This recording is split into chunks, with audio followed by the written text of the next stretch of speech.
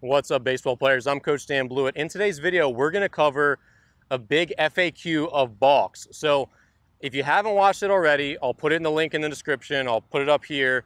I made a really long video about how not to balk in baseball. The balk rules are very complicated. If you're brand new to the game, it can seem overwhelming at times. So that video did really well. I got a lot of good engagement. A lot of people left thoughtful comments, and I appreciate that. So I wanted to answer some of those comments because there were a lot and a lot of the questions in this video here, so I could clear up some of the things that people asked and a lot of the common questions about balks. That said, this video is going to be pretty long, so you can watch the whole thing. Great. I'm also going to put timestamps in the description, so you'll see it in chapter form if you scrub through it. So use the timestamps. Look out for the certain question that you had, or if you want to, again, like I want to know about this and this, you can just skip around the video and use it as a reference that way. That's probably the best way to do it, because again, this video is going to be pretty long, but I wanted to cover and explain in more detail all these different balk rules, which are not necessarily easy to understand if you're new to the game, or if you're a young player, or if you're an international player, because I know a lot of international players watch my channel and I appreciate you. So I want to do this so you can understand some of the nuances about not only the rules, but also the best way of doing things. Because a lot of times, just because something is legal doesn't mean you would do it. And that definitely applies to a lot of pickoff moves. Just because you could pick off the second base using the spin move when the runner is stealing doesn't mean you would actually ever do that. And I cover that in this video. So stick around. This is going to be a really deep dive into more balk rules in baseball.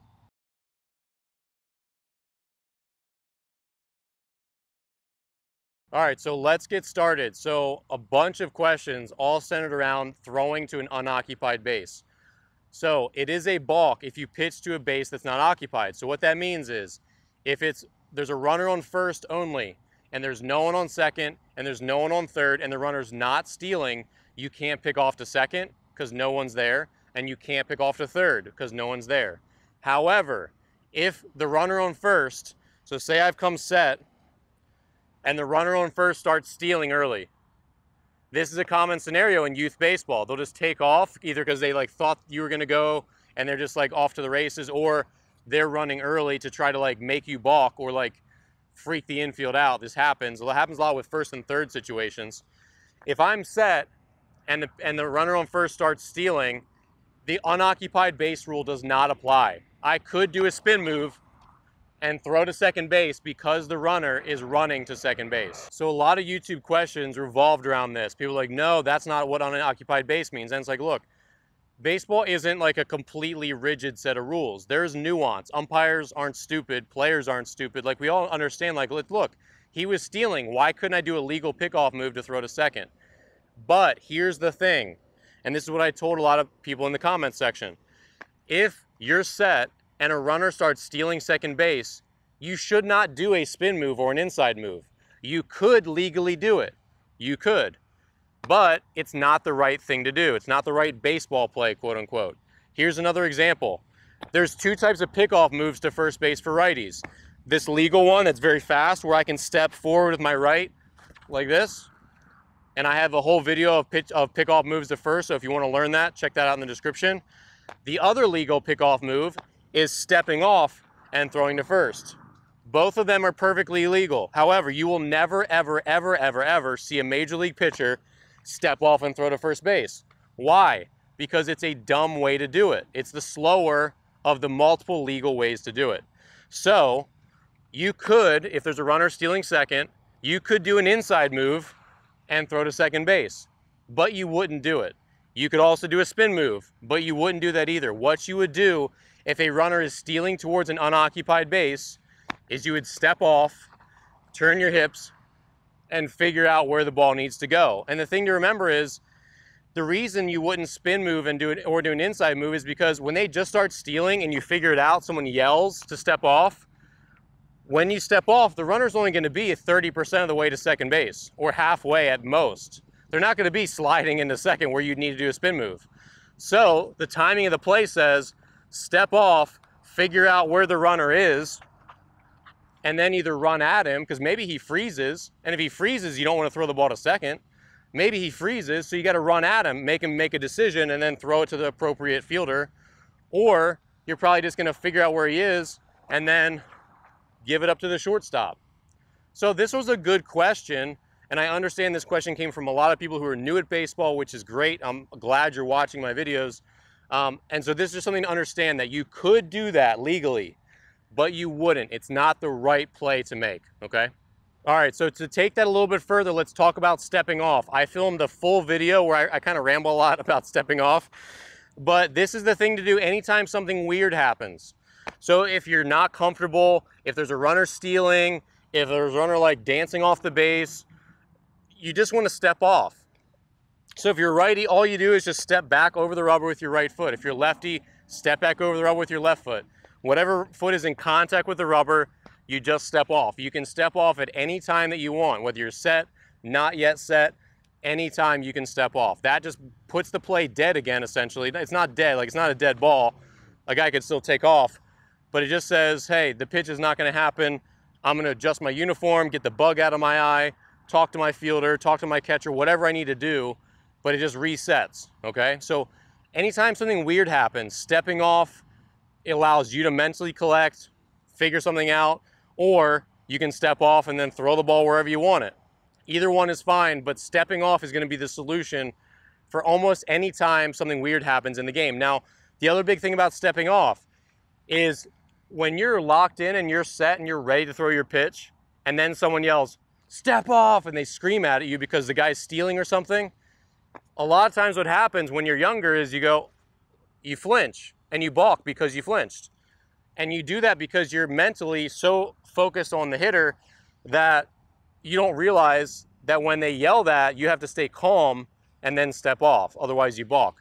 So you see that a lot in youth baseball where the runner will take off and the fielders are rightly yelling at you to do the right thing and step off, but if you're not mentally prepared for that, then you're probably gonna flinch and balk. So this is where it just takes a lot of learning and a lot of sort of like your mental checklist. Say, okay, if someone yells, I gotta just step off. If the runner goes, I have to step off. Now, I haven't done that in 25 years.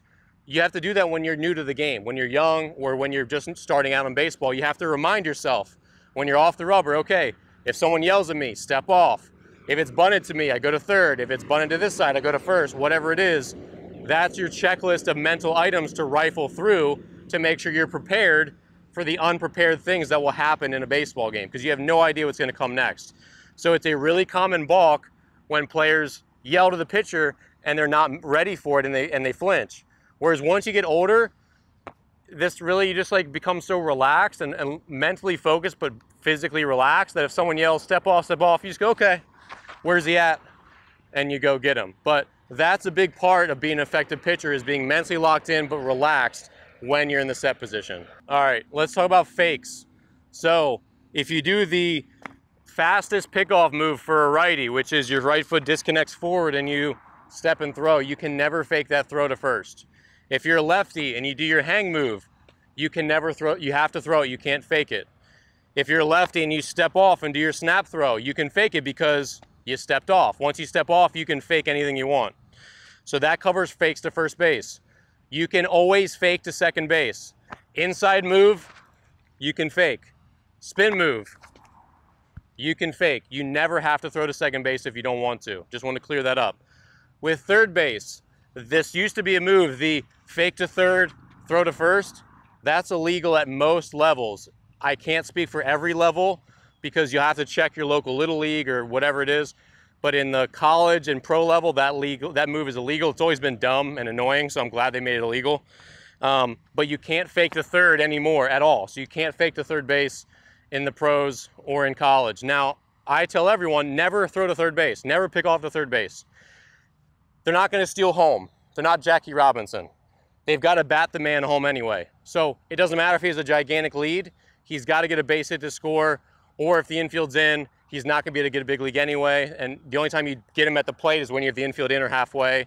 So there's really no good reason to pick the third base. Now, I know at youth baseball, sometimes you can get a free out by picking off a runner who's being dumb. But in general, just let them stay there. Just don't worry about them. As you get higher up in baseball, no one steals home. No one dances off the base very much. They're just waiting for the next sac fly or for the next single. So in general, don't bother picking to third base. The other thing is, the third baseman is not going to be holding the runner on. That's not his job. His job is to be off the line and field ground balls. So you can't just pick the third base like you would at first, because the first baseman, he's going to hold the guy and then get off the base once you go to the plate. The third baseman, that's not his job. If you have the third baseman holding the runner on, now there's a gigantic gap in the infield, and now a routine ground ball is going to become a base hit because your third baseman was holding a guy on who couldn't score without a hit anyway, or a pass ball anyway. So it just doesn't make any good sense to pick the third base. If you do that, if you're a coach and you do that, you're Little League Baseball, you probably have a reason for it. Okay, I'm not gonna like get in your face about it. But in general, it's something just to teach players out of. Don't pick the third, we don't need to bother. Focus on getting the hitter. If you get the hitter out, he's gonna be stuck there anyway. So you can fake the second anytime. You can't fake the first unless you step off. In that case, it's not really a pickoff move anyway. And don't ever throw a third base. That eliminates that problem altogether, because not to mention, if you throw it over his head, that guy scores. All right, let's talk about weird deliveries. So people have asked about Johnny Cueto. He would have this really big turn and then throw. As long as it's part of their motion and it's one motion and they're always sort of doing the same thing but eventually going to the plate, then that's perfectly fine. However, Johnny Cueto has been called for balks when he lifts his leg and he's like jiggling one way and then jiggling the next, where he's making movements back and forth and it's not clear which way he's going. That's when they call him for balks. So basically the rule is, whatever the pitcher's delivery is, that's essentially he's going to the plate, even if it's weird, even if it has pauses, if that's his delivery, he can do it. But if it's not his delivery anymore, meaning he usually does this, but now he does, goes back and forth, then it's going to be a balk. Another good example is a lot of Japanese pitchers have this pause at the top, right? And then they go, yeah, they're stopping, but they're never making a move to second base. It's not like they're stopping, going there, and then going there. That would be a balk. But because they just stop on the way there, they're still going. Think about it like you're going to the convenience store. Even if you stopped at the gas station on the way, you're still going to the convenience store. So this is like stopping at the gas station, but you're still going to 7-Eleven or Wawa or wherever.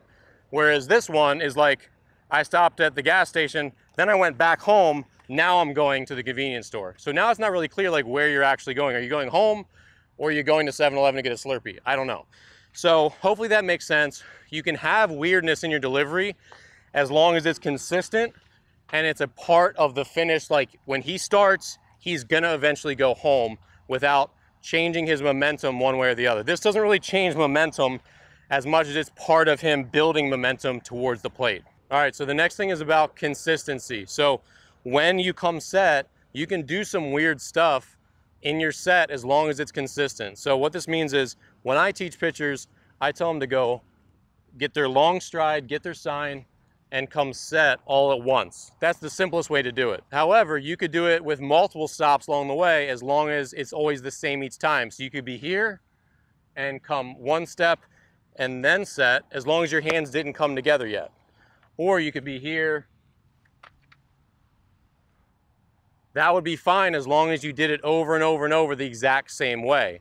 However, if one time you did it like this, and the next time it was like this, that would be a balk, because there's a difference each time. And it's not clear that you were actually coming set, because most of the time you do it in one motion, and then sometimes it takes you a couple motions. That's why you need to practice getting good at one way. So if you always do it like this, and you come here, that's totally fine. I had a teammate who did that. He would get his sign, kind of stretch it out, and then he would eventually come set, and that's okay. They never called him for a balk. But if he came set like this, and then the next time, that would be a balk, because there's such a big difference between the two. The next thing I want to cover is this idea of deceiving the runner. A couple of people have commented that the whole balk rule is just deceiving the runner. That's just a general term. I would not be fixated. You should not be fixated on whether or not the pitcher deceives the runner. It's just a vague general term, and the rule book is clear. It's broken up into many different sub-rules of what balks are. This is a balk if they do this. This is a balk if they do that. There's nowhere in the rule book that says if the pitcher deceives the runner, it's a balk, because that would be way too vague and subject to interpretation. So my other balk video is pretty thorough. If you just go down all the different things, that's what a balk is. It's not this overarching, did he deceive the runner? That's too vague, so don't focus on that as the term. The last thing I want to cover, is a balk a dead ball? So in some leagues, the answer is yes. So you have to know your league. I'm not going to go through like a list of every different type of, certifying body. But I know in some high school leagues, if the umpire calls balk, the ball is dead and the play is over. They're just going to award their next 2 bases and that's it. However, in like the major leagues, it's not a dead ball. So if I balk on my way and one umpire calls it and I still deliver the pitch and the guy hits a dinger, they can keep the dinger and it's not a balk anymore. However, if I deliver my pitch and it's just a ball and he doesn't swing, it's going to be a balk and they're going to enforce the 1 base for every runner. So it's their choice. So in the league where it's not a dead ball, it behooves you as a hitter to take a hack and go for the fences, because you have nothing to lose and everything to gain. Because if you don't like the result, it's a balk. If you do like the result, it's, you hit a double, then you get to keep it. So understand that some leagues it's a dead ball, so it won't matter what happens after that. The guy could hit a 18-run home run and it wouldn't count. In other leagues, it's a still live ball as long as it's delivered, and so be it. Most of the time, if you flinch, the umpire's going to call balk and they're just going to umpire's going to leave the box.